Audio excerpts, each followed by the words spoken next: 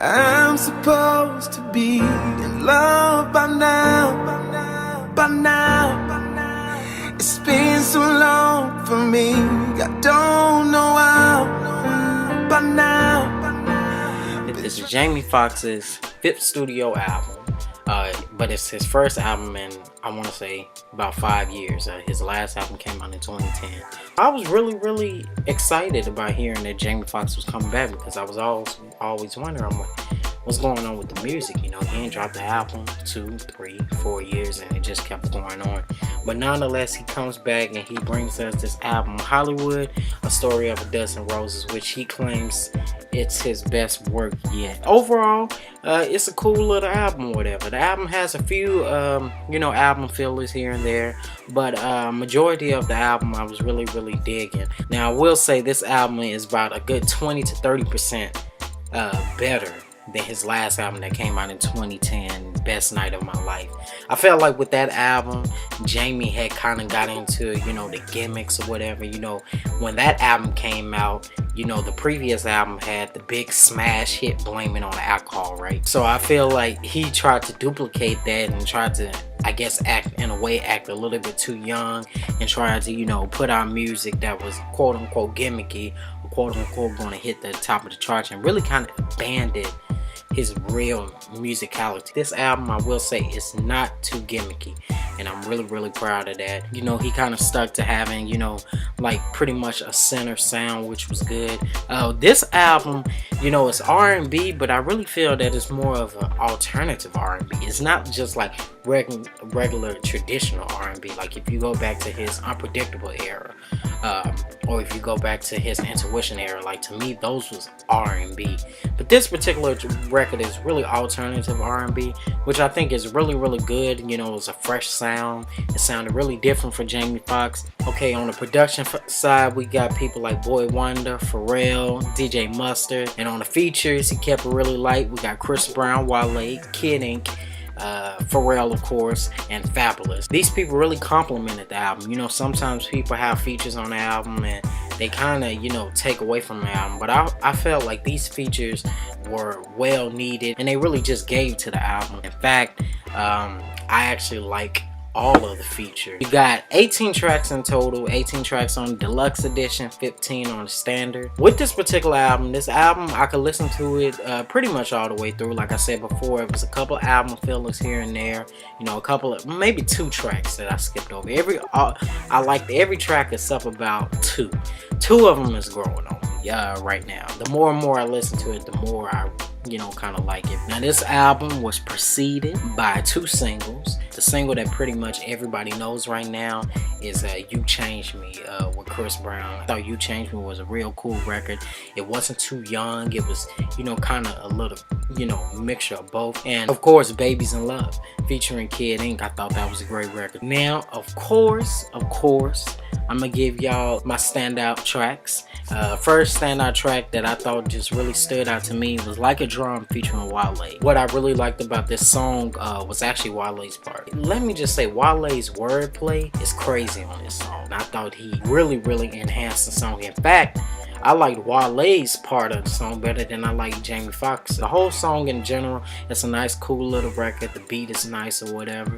A nice, cool little record to vibe to. Really like that one. Next track is the track after Like a Drum. It's called Another Dose. It's basically saying that this girl, she's like a medicine. She's like a drug. She's like a high, something to get high off of. Saying that basically, hey, I need another dose of you. I thought that was a real cool record. It's another one of these tracks that I feel is very alternative R&B-ish, very Frank Ocean-y type sound or whatever. Dope record. Really enjoyed it. Next song I really like is Text Message. Another, kind of Frank Ocean alternative R&B type record. This song to me had really great lyrics. It was very catchy. Send me that emoji with the tongue sticking out. It was a very catchy song, and that's what really attracted me to it. I was really attracted. I'm like, man, this song is absolutely catchy. It's catchy as hell. Next track is Babies in Love. It's one of the singles featuring Kid Ink. I love Babies in Love for the simple fact that you know, this is the Jamie Foxx that I like. I like the fact that on this particular record, you know, it's a little bit of the new school, it's a whole lot of the old school. You know, it's something that I possibly could have been heard in the 90s, which I really love, but it's fresh. Kidding, of course, he gets on there and do his thing, which is great too. So yeah, Babies in Love. If you haven't heard that one yet, y'all need to go ahead and get into it. It is great. I think that it has something for not just the younger crowd, but it also has something for the older crowd, so everybody kind of gets, you know, a little bit of both worlds. And last but not least, and my favorite song on the album, overall I think this is the best song off the entire album, is In Love by Now. Now, of course, a few months, maybe a month ago, back in April, he was doing his rounds, you know, going around talking about promoting the album and stuff like that. And he sung a little bit. I think it was on Angie Martinez on her interview. He sung a little bit about, I'm supposed to be in love by now, but now. Oh my gosh, In Love by Now. In Love by Now, I'm telling you, this song right here is nothing but a piano, and it's Jamie Foxx. And it actually took me back to like the days where he, you know, would be on the Jamie Foxx show and be playing the piano and just singing, you know.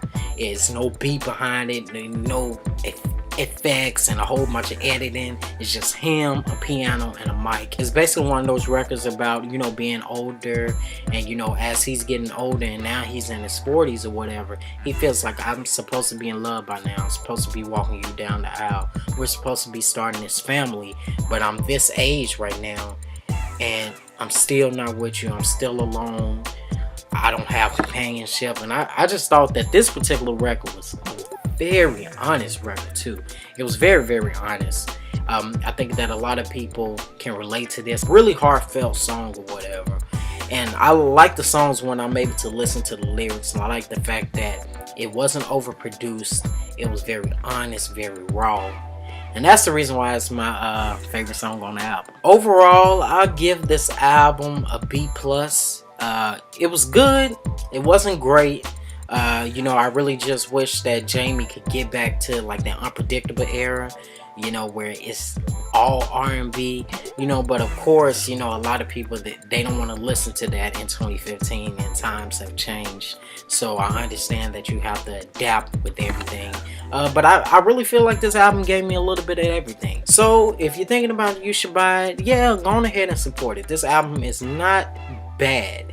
It's not great, but it's not bad by far. If you're a Jamie Foxx fan, I think that he is giving his fans a great body of work. You know, he said on a post on Instagram one day, he said that I got something to prove with this album.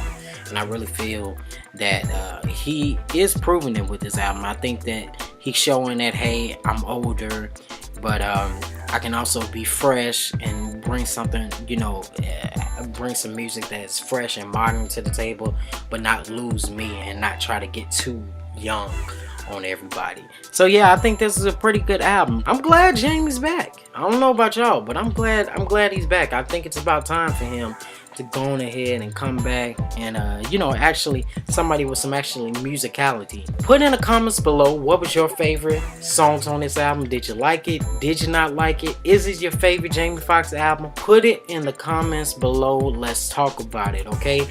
Before you leave, go on ahead and click that thumbs up. Please subscribe to this channel. As always, thank y'all so much for watching. Thank you for all the support. Thank you for everybody that subscribes. Please go and tell a friend. If you like my album reviews, tell a friend, and tell that friend to tell another friend. I'm really trying to build up this channel. Thank y'all so much, and as always, I will see y'all in the next video. All right, y'all have a blessed week. Peace.